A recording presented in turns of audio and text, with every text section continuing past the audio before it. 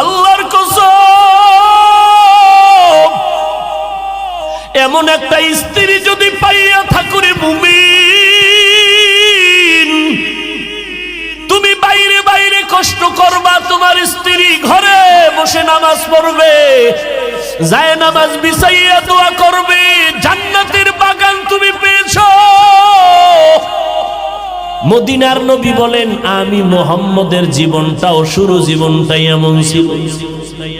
আম্মা জান আয়েশা বলেন, আমি দেখি নবী আমার হুজরায় বসে কান্না করেন। আমি আয়েশা ভয় পেয়ে গেলাম, ও পয়গম্বর কেন কাঁদেন? আমি আয়েশার কোনো বেয়াদবি হয়েছে নাকি বলে কেন? আয়েশা রাদিয়াল্লাহু আনহা বলেন, পয়গম্বর 6 বছর বয়সে আমার সাথে আপনার বিয়া হয়েছে। আমি আয়েশার বয়স কত? 6 বছর আমি আয়েশার বয়স।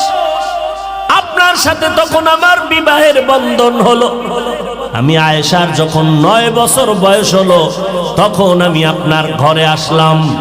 ও পয়গম্বর, আমার বয়স মাত্র চলতেছে এখন 10, 11, 12।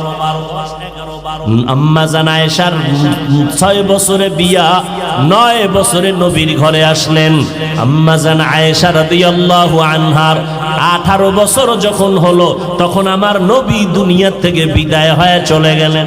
আর আমার এলাকায় আমার বোনের বয়স 20-25 হইয়াও যায়, আর বড় বিয়ার খবর নাই।